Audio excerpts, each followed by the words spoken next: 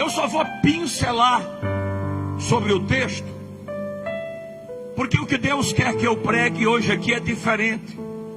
Eu quero falar rapidamente sobre a dificuldade de fazer o que Jesus manda. Joga o celular fora, belisca, morde, puxa o cabelo do irmão que conversar com tu. Eu vou pregar uma mensagem condensada, é breve. Eu prometo para você que o milagre financeiro entra na tua casa dessa vez de verdade. Quem gosta de dinheiro, quem está devendo, quem está do AP, quem precisa de mudar de vida, escuta essa mensagem. Aleluia. Terrela Santo Diová Sama. Então eu vou pincelar só para vocês entenderem a cronologia e a numerologia da coisa. Mas eu vou pular drasticamente aqui e olhar como que é difícil fazer o que ele manda, mas tem que fazer o que Jesus manda. Deixe-me te revelar um segredo que eu recebi de Deus, para você entender o que Deus quer que eu pregue. Eu acho interessante e eu busco esses detalhes. Eu preguei João 5 há poucos dias numa igreja. Pessoas puxavam o cabelo gritando e abraçando coluna. Eu gosto de pregar diferente do que outro prega. É descobrir valores, viu? É colocar pepita na mão de alguém, para você nunca mais esquecer aquela mensagem. O pregador é obrigado a usar de inteligência e pegar pontos, viu? Para que você se lembre. Eu preguei coisas ontem ali que eu vou ter que anotar, que Deus revelou na hora com coisa que eu já estudei e busquei. Observe bem, por exemplo, João, ele começa uma linha de revelação que parece que nada a ver. João, em vez de entrar na palavra dizendo, teve um casamento em Caná da Galileia, mas não. João começa a revelação dizendo assim: e ao terceiro dia, diga comigo, no terceiro dia. Pergunta para alguém que está do teu lado, que terceiro dia é esse? Pergunta. Então parece que ficou aqui um vácuo aqui. Parece que não tem sentido. Você vai amar o que Deus vai mandar eu falar brevemente. Olha para cá. Mas João, ele prima, ele insta, ele insiste em chamar a atenção do seu auditório, já polemizando e dizendo, e ao terceiro dia. Rapaz, quem que quer saber de uma revelação dessa? Vai do ponto, vai do âmago. Fala só que os caras casaram e tá bom. Mas ele começa dizendo, e ao terceiro dia, aconteceu umas bodas em Caná da Galileia. Aí eu fui orar a Deus, passei madrugadas para saber por que essa revelação. Que terceiro dia é esse?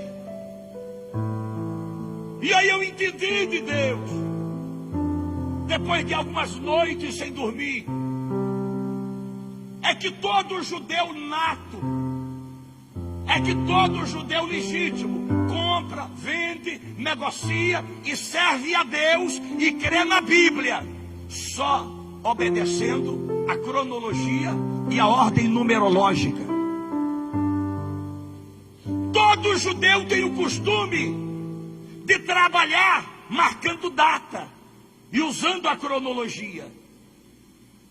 E como a Bíblia não foi escrita na linguagem ocidental, a Bíblia não foi escrita na nossa linguagem. A Bíblia, ela tem tudo a ver com o judaísmo. Eu estou pregando para um povo brasileiro. Eu me atenho a um povo ocidente. Mas João precisava contar a revelação para os judeus que estavam reunidos ali. Então João tinha que falar a revelação de forma, não é que o brasileiro entende, É de forma que o judeu entende. Por isso que a gente tem que ler a palavra de Deus, para não ficar como aquele homem que veio de Jerusalém, em cima da carroça, sem entender o que pregaram. Precisou o Espírito Santo pegar Filipe, botar do lado da carroça e perguntar: por que é que você está incomodado na carruagem? E ele disse: a pregação foi tão boa, mas eu não entendi nada. Então João, ele entregou a revelação na linguagem dos judeus. Por isso que é obrigatório, senão não tem fundamento que eu vou fazer essa introdução e pregar. João era obrigado a dizer: aconteceu um casamento no terceiro dia. Diga comigo, terceiro dia. Aí eu fui vasculhar com Deus, e a começar pela criação em Gênesis capítulo 1. Tudo a ver. Alguém aqui que vai casar fica feliz de casar numa terça-feira? Duvido. A briga no cartório é pelo sábado, pelo domingo ou um feriado. O judeu só casa na terça-feira. O judeu tem uma crença, uma moralidade bíblica, uma forma de crer, que tem 2000 anos que eles lutam para fazer essa moralidade virar um mandamento. Porque o judeu crê que casar na terça-feira, a bênção de Deus é dobrada. Olha para cá.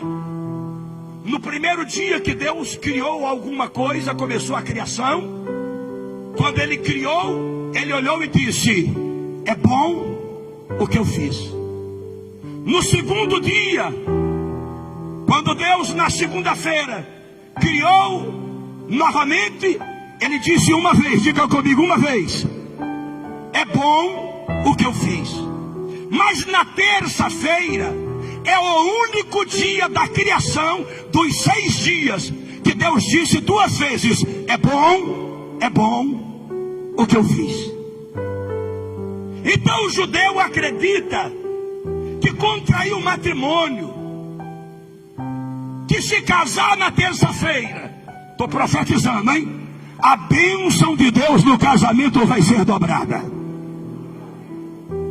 E aí a Bíblia agora mostra Jesus 112 quilômetros aproximados lá na Pérea.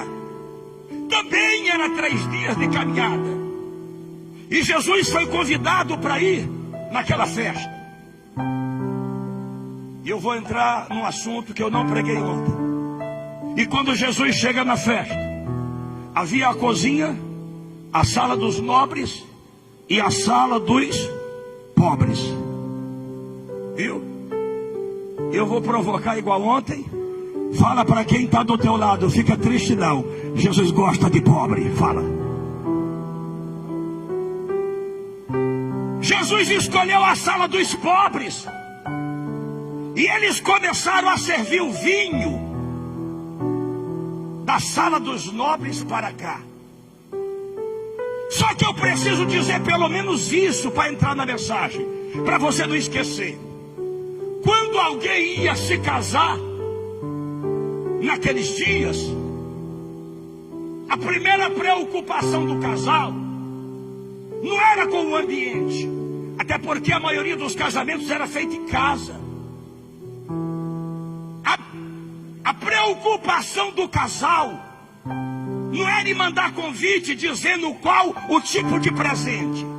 A preocupação do casal era quem seria o mestre-sala, o mordomo-mor. A função do mestre-sala era descobrir se o vinho era bom. E quando um casal procurava um mestre-sala para contrair o matrimônio, a primeira pergunta do mestre-sala para o casal, olha para cá, não era quanto vocês vão me pagar, olha para cá. Quando um casal procurava o mestre-sala, sim, meu Deus, eu vou falar. Se você ficar ligado aqui, Deus vai me abençoar. Olha aqui. Então, quando um casal procurava o mestre Sala, diga mestre Sala, e dizia: nossa, eu fiquei sabendo que o senhor é um dos melhores, eu queria que o senhor fizesse o nosso casamento. A primeira pergunta do mestre Sala não era quanto que vocês vão me pagar para me fazer o casamento. A pergunta do mestre Sala era: qual é a safra do vinho? Porque se o vinho for novo, eu não faço, porque vinho novo não presta. E Jesus do lado de lá, dizendo no coração dele: hoje eu vou te mostrar que o milagre do vinho novo é melhor. Então a primeira pergunta do mestre Sala era essa: eu faço o teu casamento, mas qual que é a safra do vinho? Quantos anos tem esse vinho? 50, 30, 100, 200? Quanto mais fosse velho o vinho, mais o mestre Sala aceitava o desafio. E de repente eles vão para o casamento. E quando Jesus chega, está na sala dos pobres. O vinho acabou. E quando o vinho acabou, a mãe de Jesus chegou nele e disse: meu filho, não tem vinho. Diga comigo: não tem vinho. Jesus olhou para Maria e disse: mulher, o que é que eu tenho contigo?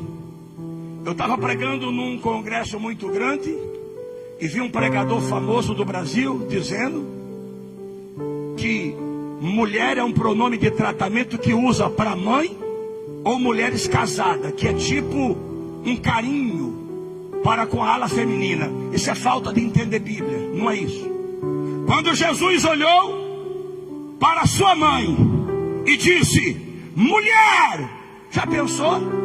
A sua mãe dizer: fulano, vem cá sim, mulher. Ela te dá uma tamancada na hora, dá ou não dá? Porque a minha dá. Chama a tua mãe de mulher para tu ver o que vira. Mas a casa lotada. A mãe de Jesus não chegou também dizendo: meu filho. A mãe de Jesus chegou e disse: Jesus. Ele disse: o que é, mulher? Aí ela disse: Jesus, não tem vinho. Repito, Jesus olhou para ela e disse: mulher, não é chegada a minha hora. Sabe o que isso quer dizer? Eu vou entrar rapidamente. Quando Maria disse Jesus, e ele disse mulher, é porque Jesus ainda não tinha manifestado nenhum milagre. O primeiro milagre revelado por Cristo é o das bodas de Caná da Galileia. Então quando Maria disse Jesus, e ele disse mulher, é porque Jesus estava dizendo: até agora você era minha mãe, mas a partir de agora o tratamento mudou. Eu sou teu Deus. Elei halabá samá, elei halabá terli halabás. E nós precisamos entender que existe pronome de tratamento e forma de oração, que se a gente fizer, a gente mexe com Deus. Temos que saber como chegar no Senhor. Só que ela disse: acabou o vinho. E agora eu vou entrar. Jesus olhou para Maria e disse: vai lá e manda encher as talhas de água. Olha aqui. A talha de água, a talha de pedra, era o lugar de purificação do judeu. Se você morasse lá, quando alguém te convidasse para ir na casa dele, você não pode entrar na casa sem tirar a remela do olho, lavar o rosto. Tinha uns que até escorria o nariz e cuspia, outros lavam os pés. Olha só como é difícil fazer o que Jesus manda. Jesus olhou para Maria e disse: para o milagre acontecer, vai ter que beber vinho, aonde todo mundo lava o rosto e lava o pé.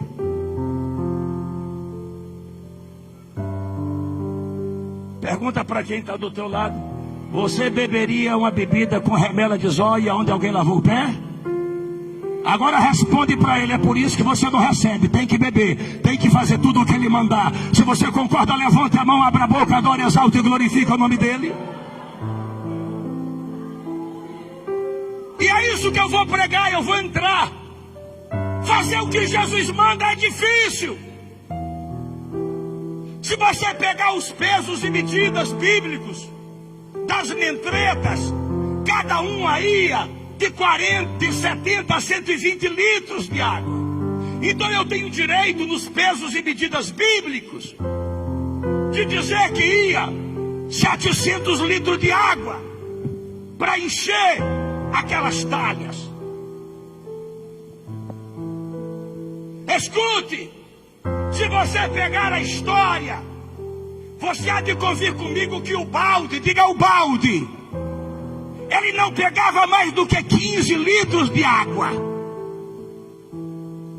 Agora imagina você, não é ligar a torneira.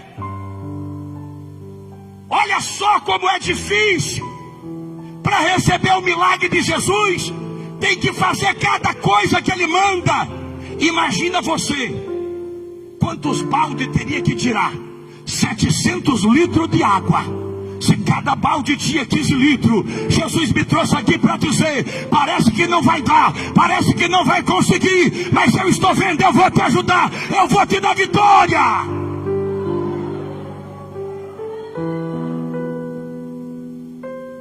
E Jesus não mandou botar um pouco, Jesus mandou encher. Esse é o problema. É isso que eu vou pregar em 15 minutos e orar. Jesus não mandou botar um pouco de água, bastante água, muita água. Para o teu milagre acontecer, tem que fazer até encher.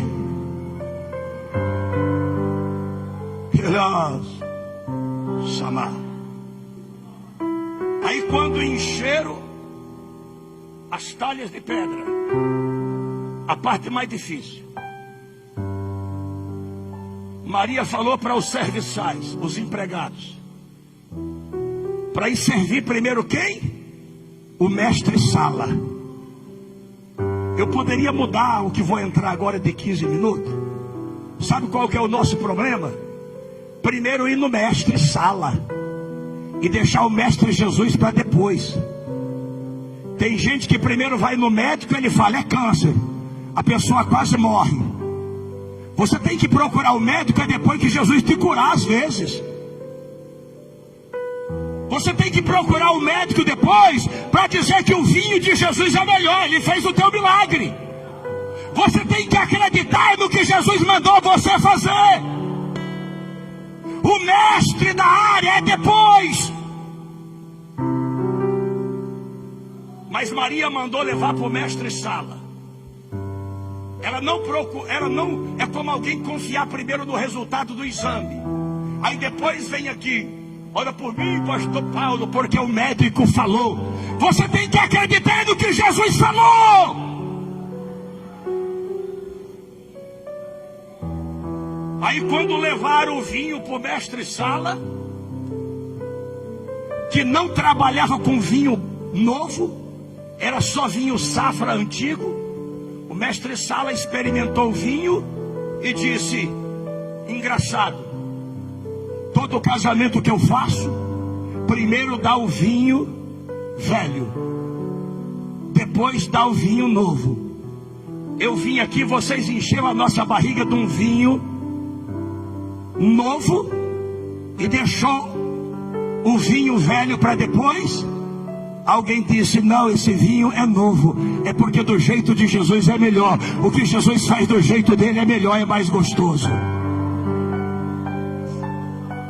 Mas esse quinto versículo aqui, ele deixa a gente encabulado.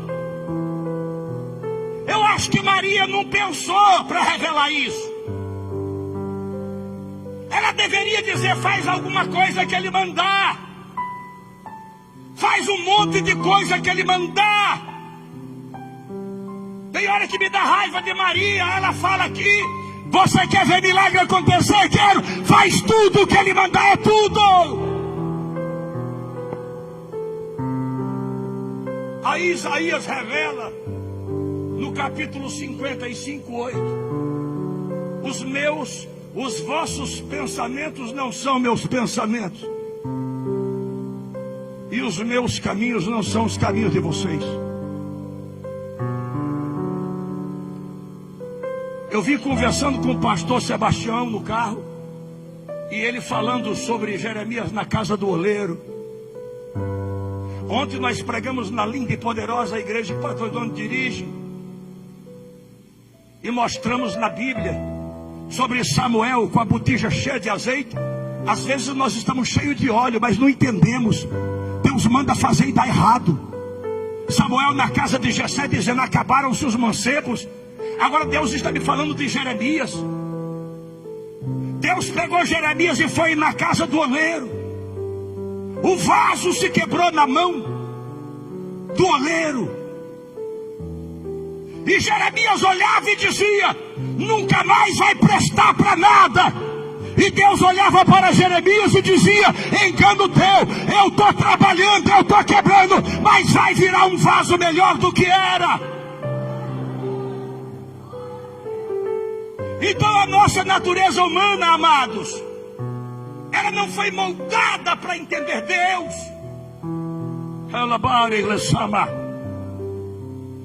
Pastor Dione, eu me lembro que Jesus um dia chegou nos discípulos e disse assim: vocês querem ser meus amigos? Queremos.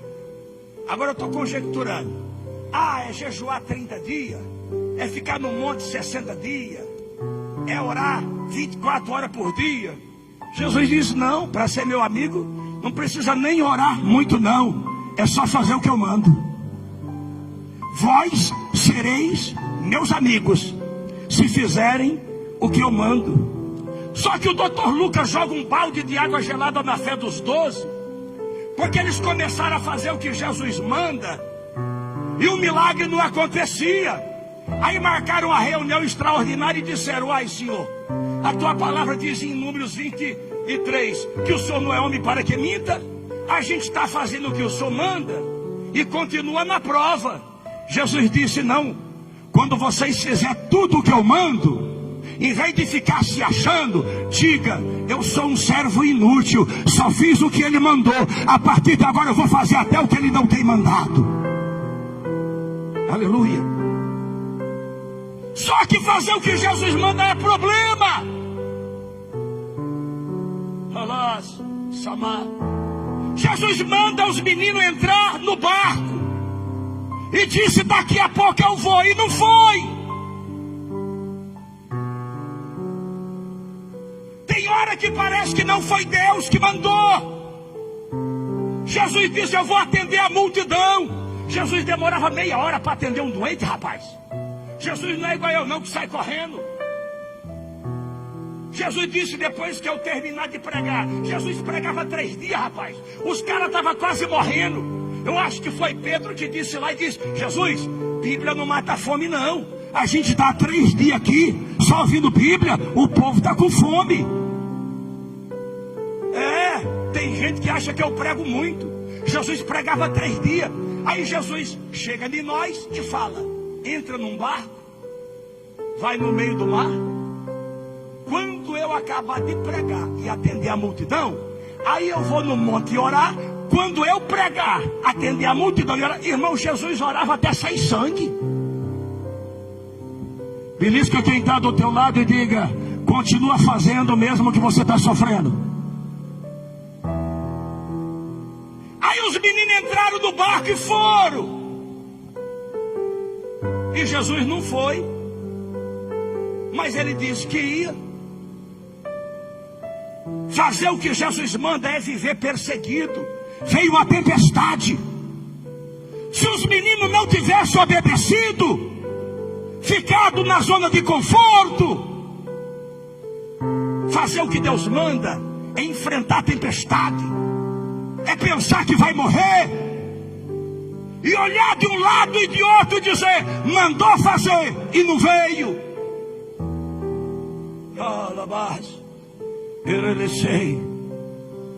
Escute, olha para cá.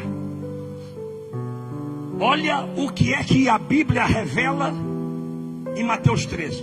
Pelo amor de Deus, olha para cá. Olha o que Deus está me lembrando aqui. A Bíblia diz que o dono de uma terra ia viajar, chamou o seu servo fiel. Por isso que o tema da parábola é o servo fiel. Diga comigo, servo fiel. Belisca alguém aí até ele chorar dizendo servo fiel. Pergunta, é ou não é? Olha aqui, ouça isso por favor, olha aqui. Olha só como é difícil obedecer o que Maria ensina. Você quer ver milagre? Quero. Quer ver a água virar vinho? Quero. Faz tudo que ele mandar. O dono da terra chamou o seu servo fiel e disse: planta trigo para mim, igual você faz todo ano. Quando tiver já madurando os cachos, eu venho. É típico de Jesus, que está para buscar a igreja. Mas olha aqui, o servo fiel, diga comigo, o servo fiel foi lá e plantou trigo. Mas diz a Bíblia que quando ele dormiu, o inimigo veio e jogou joio. Quando o trigo nasceu joio no meio do trigo. E aquele servo começou a dizer: por que eu fiz igual meu senhor mandou e não deu certo? Por que o Senhor manda fazer uma coisa e dá errado? O meu senhor mandou plantar trigo, eu vou ter que colher uma coisa que eu não plantei. Pastor Paulo, é reacusação. Eu não fiz, eu não plantei, eu sou um servo fiel. Mas eu dormi, eu dei bobeira, na hora errada, no local errado. Eu não plantei joio. The praise.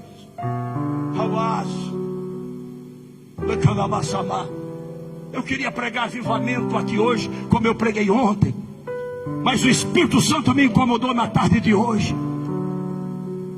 E aquele servo ficou dizendo: será que vale a pena fazer igual o Senhor manda? Ele mandou plantar trigo, nasceu joio.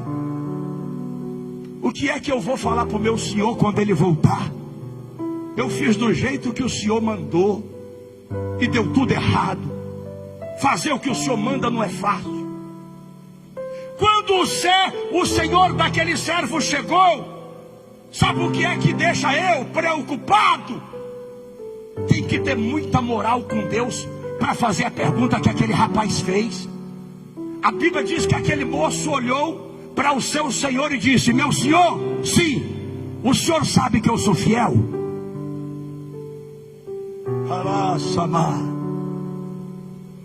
É pesado, hein? Ele não perguntou para o pastor, para um amigo, para uma diretoria, para uma convenção. Ele encarou, foi o seu senhor. Tudo dando errado na vida dele, ele fazendo o que foi mandado. Em vez de desanimar, ele enfrentou o seu senhor dizendo: meu senhor, o senhor sabe que eu sou um servo fiel? Ele disse: eu sei. Há tantos anos você me serve. Meu senhor, eu posso te fazer uma pergunta? Pode. O senhor já percebeu que do jeito que o senhor manda fazer eu faço? Sim. É por isso que você trabalha comigo há muitos anos. Eu posso te fazer a terceira pergunta? Pode. Por que dessa vez eu obedeci na íntegra? Eu fiz o que o senhor mandou. Eu plantei trigo e nasceu joio. Por que coisas ruins acontecem na vida de quem é fiel? Eu sabia que não ia ter muito glória a Deus hoje. Meu senhor, será que vale a pena obedecer? Será que vale a pena fazer o que Maria diz? Fazer tudo o que o senhor manda? Eu esforcei, eu obedeci. Eu fiz do jeito que o senhor mandou. Eu não plantei isso. Por que eu vou ter que colher uma coisa que eu não plantei? Meu senhor, posso te fazer a quinta pergunta? Pode. Deixa eu arrancar e jogar fora. Eu não plantei, Deixa eu resolver com a minha mão. Eu tenho faculdade, eu tenho amigo policial, eu sou amigo do juiz, eu sou amigo do promotor. Deixa eu resolver. Ele disse: não, eu tenho duas coisas para te dizer. Deixa o que não presta crescer com quem presta.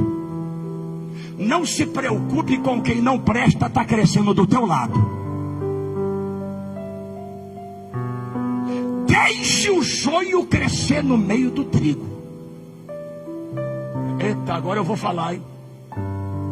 Eu chamei você, foi para cuidar e não para arrancar. Eu não chamei você para ver quem é mais santo, quem é menos santo, quem é fiel ou quem não é fiel. Você não tem direito de tirar ninguém da minha terra, da minha herdade. Eu chamei você para tolerar quem fala que é, mas não é.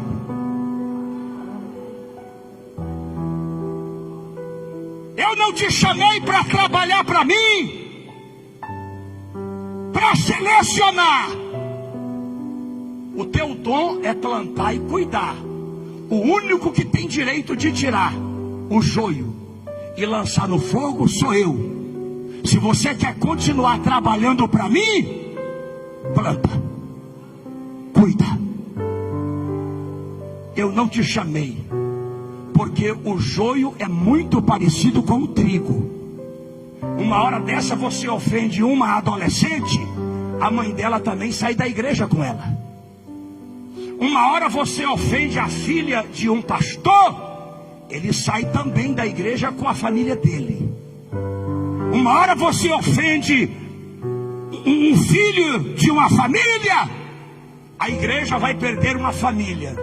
Eu não te chamei para arrancar, eu te chamei para cuidar.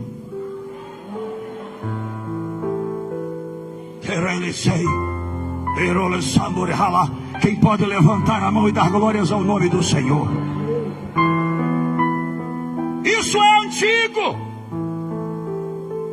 Lá no capítulo 6 de Juízes, olha a pergunta do servo fiel aqui. Gideão, no capítulo 6. Gideão estava com um punhadinho de trigo num buraco, perdeu tudo. Deus apareceu na miséria de Gideão, no ápice da prova.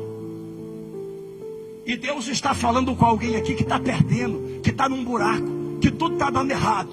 Foi no pior momento da vida de Gideão que Deus apareceu e disse para ele o que está falando para alguém aqui: o Deus Todo-Poderoso é na tua vida, você é valoroso. Aí Gideão olhou para Deus e disse: se o Senhor é conosco, por que tanta miséria nos sobrevém? A pergunta do servo fiel: vale a pena ser fiel? Gideão jogou na cara de Deus: eu fui criado doméstico, eu não conheci o mundo, eu fui criado na tua presença.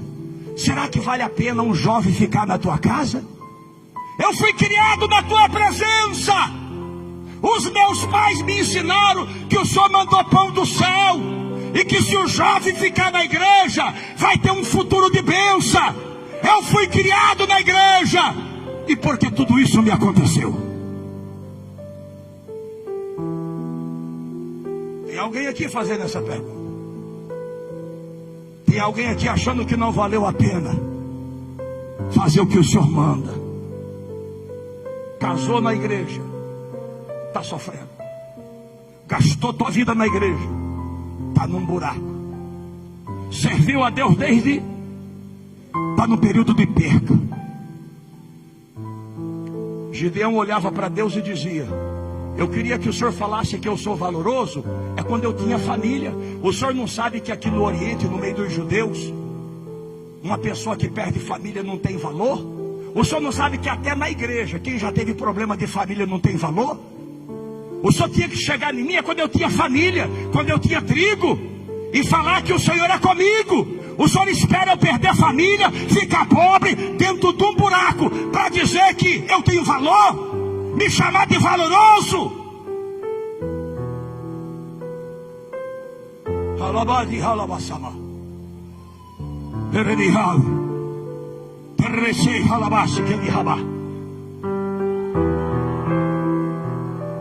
Meus queridos irmãos, fazer o que Jesus manda não é fácil. Fazer o que Jesus manda é a coisa mais difícil que existe.